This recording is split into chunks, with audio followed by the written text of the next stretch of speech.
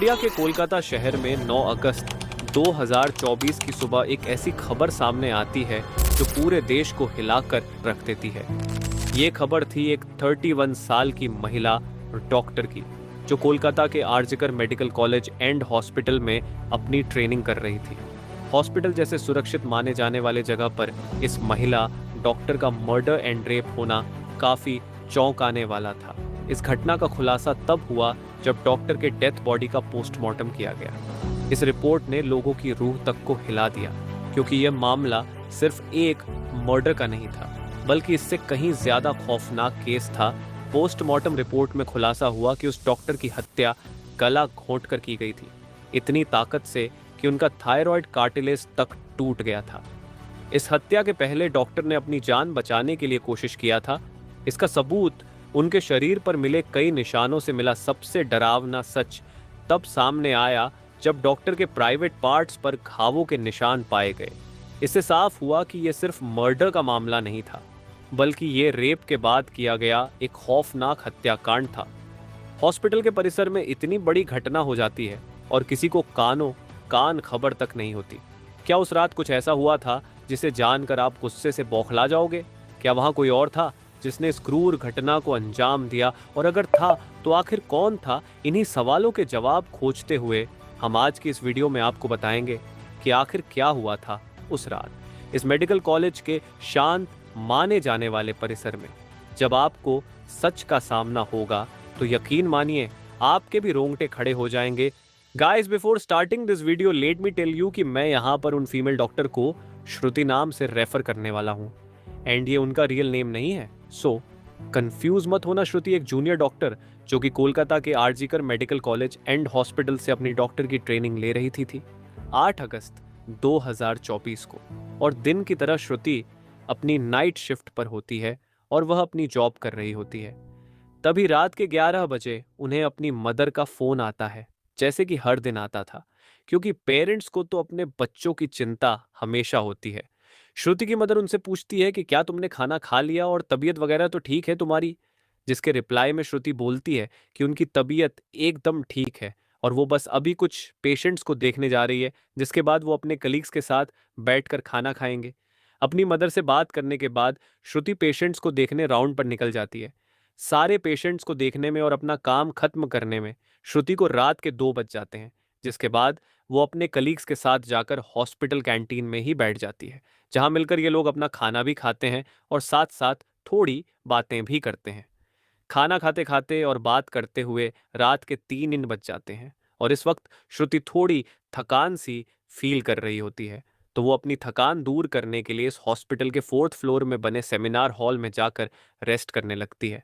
श्रुति के रेस्ट करते करते सुबह के 7:30 बज जाते हैं, पर वो तब भी इस सेमिनार हॉल से बाहर नहीं आती, जो कि काफ़ी ज़्यादा अनयूजुअल था, क्योंकि श्रुति कभी भी आधे 1 घंटे से ज़्यादा का ब्रेक नहीं लेती थी। हॉस्पिटल का एक वर्कर जो कि सुबह की शिफ्ट स्टार्ट होने से पहले हॉस्पिटल के सारे रूम्स को चेक कर रहा होता है, और वो ऐसे ही सारे रूम्स को चेक करते हुए इस सेमिनार हॉल की तरफ आता है। जैसे ही वो सेमिनार हॉल के बाहर आकर उसका गेट खोलता है, उसकी आंखों के सामने होता है एक भयानक नज़ारा, जिसे देखकर वो बहुत जोर से चीख पड़ता है। इस वर्कर की चीख सुनकर आसपास के लोग वहां इकट्ठा होने लगते हैं और देखते हैं कि सेमिनार हॉल के अंदर श्रुति की बॉडी बिना कपड़ों के पड़ी हुई है और उसके बॉडी पर कुछ ब्लड के निशान भी हैं। यहाँ खड़े सब लोगों के लिए ये एक ट्रामा से कम नहीं था, स्पेशली दूसरी फीमेल डॉक्टर्स एंड वर्कर्स के लिए, क्योंकि उन्होंने अपनी आंखों के सामने ऐसा नज़ारा पहली बार देखा था। वो भी हॉस्पिटल प्रेमिसेस के अंदर श्रुति की बॉडी को देखकर आसपास खड़े सारे लोग उसे एक स्ट्रेचर पर लेटते हैं और इमरजेंसी रूम में लेकर जाते हैं ताकि डॉक्टर्स उसकी कुछ हेल्प कर सकें। काफ़ी देर तक डॉक्टर्स के स्ट्रगल करने के बाद भी एट द एंड श्रुति कुछ घंटों के बाद अपना दम तोड़ देती है। हॉस्पिटल में कुछ लोग थे जो कि इस मर्डर एंड रेप केस को एक नॉर्मल केस जैसा दिखाने की कोशिश कर रहे थे, जस्ट बिकॉज कि वो इस हॉस्पिटल का नाम बचा सके।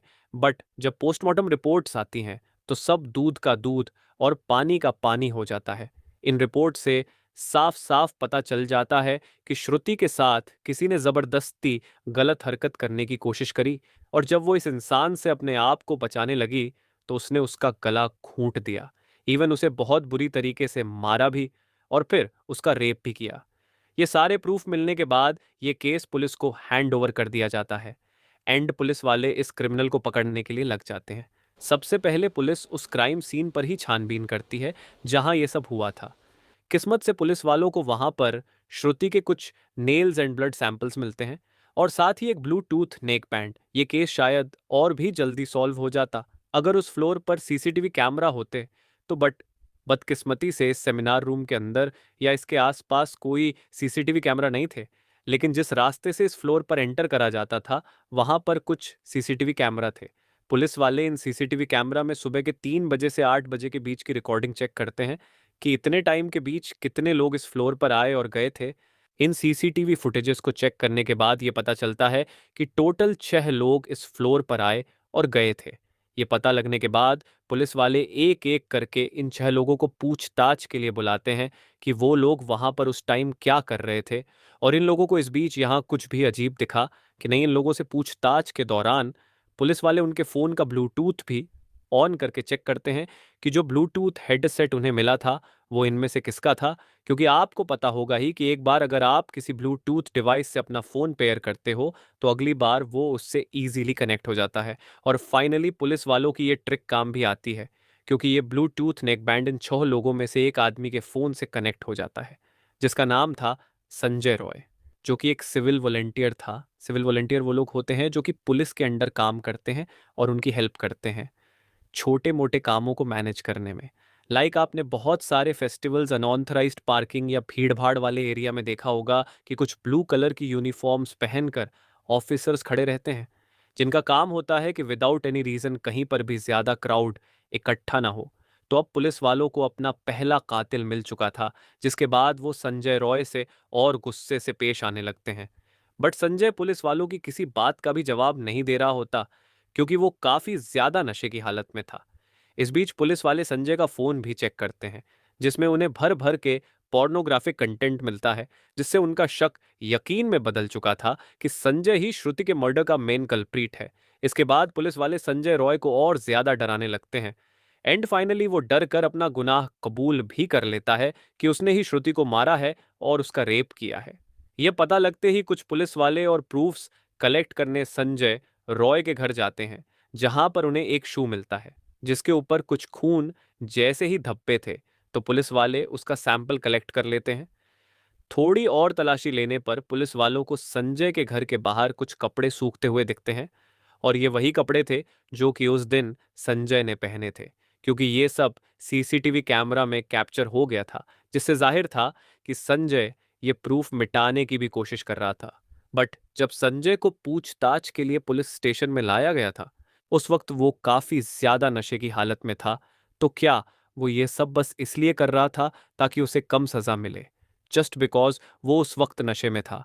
बाद में जब पुलिस वाले उस शू पर लगे ब्लड सैंपल्स को चेक करवाते हैं तो वो भी श्रुति के ब्लड से मैच हो जाता है which was a solid proof against him. इन सारी रिपोर्ट्स एंड डिटेल्स को एक साथ कंबाइन करके पुलिस वालों को पता चलता है कि उस रात संजय रॉय काफी ज्यादा नशे की हालत में था और वो रात के 11 बजे हॉस्पिटल में एंटर करता है। संजय अक्सर उस हॉस्पिटल में नाइट शिफ्ट किया करता था तो उसे यहाँ की काफी अच्छी नॉलेज भी थी कि कहाँ पर कैमरा है और कहाँ पर नहीं। तो वो आराम से इस हॉस्पिटल के 4th फ्लोर पर जाकर बैठ जाता है क्योंकि वो नहीं चाहता था कि कोई उसे ज्यादा नशे की हालत में देखे, वरना वो अपनी जॉब से हाथ धो सकता था। 4th फ्लोर पर आते ही वो अपना आराम से सो जाता है। जब उसकी आंख खुलती है तब तक सुबह के 3 बज चुके थे। तभी संजय की नजर श्रुति पर पड़ती है जो कि रेस्ट करने सेमिनार हॉल में जा रही थी। श्रुति को अकेला देखकर संजय के इरादे बिगड़ने लगते हैं। वो पहले काफी देर तक इस फ्लोर के चक्कर लगाने लगता है ये कंफर्म करने के लिए कि कोई यहां पर ज्यादा आ तो नहीं रहा। जब उसे लगता है कि हाँ उसका रास्ता साफ है तो वो 4 बजे सेमिनार हॉल के अंदर एंटर करता है और फिर वहां से 4:45 पर बाहर आता है। इन 45 मिनट्स तक श्रुति के साथ इस आदमी ने क्या क्या किया होगा और वो कितने पेन से गुजरी होगी ये सोचकर ही किसी का भी दिल सहम जाएगा। स्पेशली श्रुति के पेरेंट्स जिन्होंने इतनी उम्मीद से और सेक्रीफाइसेस करके अपनी बच्ची को डॉक्टर बनने भेजा था। एंड श्रुति अपने पेरेंट्स की अकेली बेटी थी तो उनके लिए तो ये किसी सदमे से कम नहीं होगा। एंड गाइस, ये केस अभी भी क्लोज नहीं हुआ है और 23 अगस्त तक संजय राय को कस्टडी में रखा जाएगा। इस कातिल इंसान के साथ क्या होना चाहिए, आप कमेंट में ज़रूर बताना।